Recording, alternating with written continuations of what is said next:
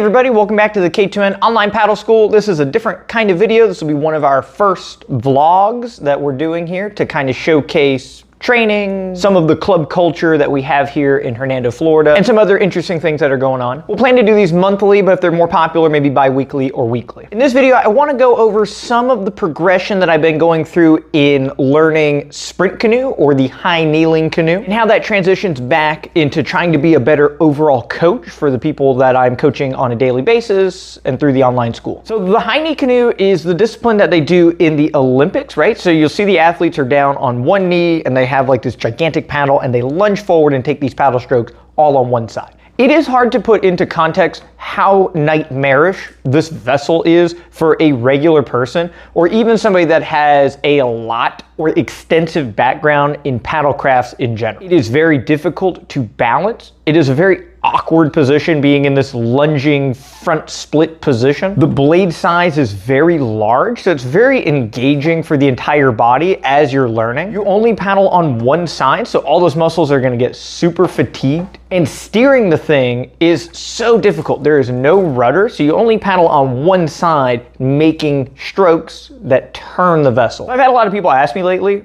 Robert, why are you taking the time to learn this discipline that has almost no outlet? One of the primary things is building rapport with paddlers that do commit their life to the sprint canoe. So if we look at paddling on a pyramid, one of the most niche sports has to be the sprint canoe. So again, building that bond, even if it's with a very small subsect of the paddling community, just helps again build that rapport and kind of bridge some of these communities across the board. From a coaching and personal progress standpoint, I enjoy doing things that are very difficult just to give myself a reminder of what it's like being new at something. I am absolutely no stranger to doing something and being terrible at it and continuing on that path until you have some semblance of experience or mastery over it. So approaching the sprint canoe, I am awful. I can barely steer it, I can barely balance the thing, it terrifies me. And these are all the same feelings that paddlers have as they are first introduced to small boats. The first time people get in an outrigger canoe or a surf ski or a stand-up paddleboard or whatever it is, they have all of these same fears and apprehension. So being a good coach is being able to empathize and identify with people that are going through these struggles. One of the byproducts of honing your own mastery is losing that empathy, not understanding, why doesn't this person just get it? I understand it. They should be able to get it just as easily as I understand it today. Losing sight of where you start in learning something, it's a common issue in all skills ever. I always like to find that reset. Getting on a vessel where I'm literally terrified, all of my muscles tighten up, all the things that we talk about not doing, I am now doing myself. And it becomes a conscious effort of trying to relax, understanding the idea in my head and make it into reality.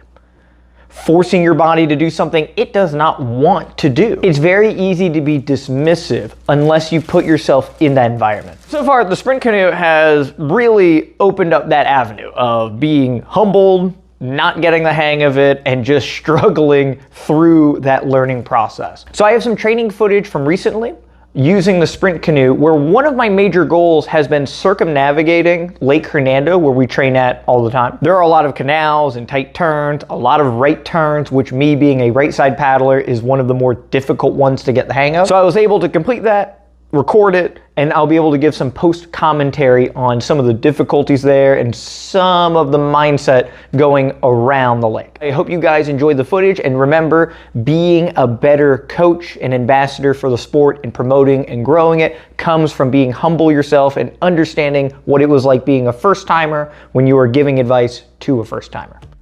All right, so we're out here on Lake Hernando, nice and calm. So on the top left, you can see the track that we're going to be going through on each of these segments. So this is just a little straightaway, kind of a warm-up. We have the park, and this is a left turn starting the circumnavigation. So this is the first hard right turn. So the way that you make these right turns is by doing a J stroke. So you can see at the end of the stroke, I leave the paddle in the water and I twist my thumb down to the water. It creates this J shape, and it's like a little crank at the back of the stroke, and you're literally pushing the tail around. There's a tree with a spider hanging in it, but not a real spider. I don't know who put that there. So going through, this is one of the straightaways. Not long ago, I literally could not get to the other side of this little canal without zigzagging. When you take the strokes, the vessel and the nose is going to want to go left as I'm paddling on the right side. So you have to have the strong J stroke to correct it. And so it's just a balance in trying to find how much of a J you need, how to reach. So right here, it's a small right turn, then getting around the grass. Then it becomes a left turn, which is in theory easier, but there's not as much leverage in moving the nose around. So this next turn is the difficult one, right? So you can see on the map, it's like a true little 180 here, and you turn into it. So I'm always in poor position trying to make this turn. So on a right turn, you can back paddle, you can do the J stroke. You have a lot of leverages that's going to pull the nose to the right. As you take left side strokes, there's no way to get the nose pointed to the left with an increased amount of leverage, right? So I always feel like making this turn, I cannot figure out how to get the nose to go around as effectively as I want. You can lean the boat and all of that, but again, with balance being a major issue, that's easier said than done. So I actually switch sides and do a back paddle stroke on the left, and I still end up here in the weeds. So when I say that I'm scared of paddling this thing, like, you can get into some very unruly positions, right? You can get stuck in lily pads, in the grass. It starts to mess with your balance, and then all of a sudden you're swimming in a sea of lily pads. And here in Florida, we have these things called alligators that you have to think about because they hang out in some of these environments. So coming out of that turn, now there's a dock, there's a boat. I have to make this right turn here, right? So there's a lot of situations in these close quarter paddling environments where the turns are mandatory so you don't hit anything. Coming around, we have Emily here, who's part of the club. She's out in her outrigger canoe getting some mileage in. Good on you, Emily. And she spotted me out here struggling. Coming out of this canal, goes back into the main lake, and it is a pretty wide right turn. Again, about a week ago, this was a much less clean of a turn. Not that it's very clean here, but you can see the paddle staying in the water at the end of the stroke, the hand pushing down, and that's all trying to pull or to push the tail around and make this right turn.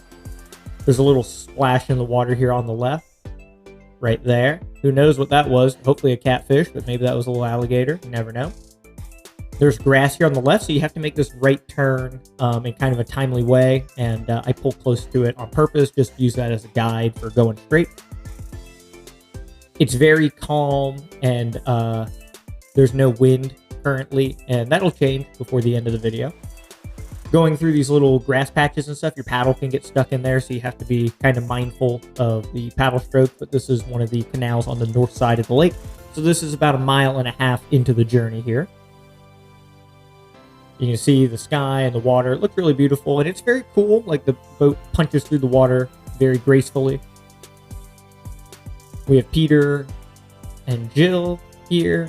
Peter didn't know that if I couldn't turn right, I would have run right into him, so I was really happy with cranking the J stroke just to make sure that I didn't make physical contact there. Trying to look cool going by, but I'm fighting for my life. Here's another right turn. I should have approached this from a little wider out, just to get away from these lily pads. There's plenty of space on the left of the canal there.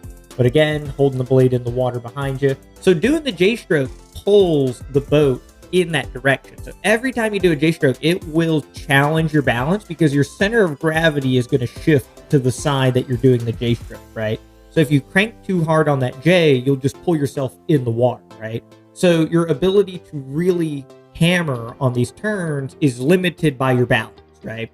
So people that can really turn these vessels quickly have excellent balance. So they can really crank on the J for a moment, move the tail in the direction they want, and not fear falling in. For myself, like, a lot of these J strokes are very timid, just to barely move it around. And because if I crank it too hard and swim, right, then it opens up another can of difficult things to deal with.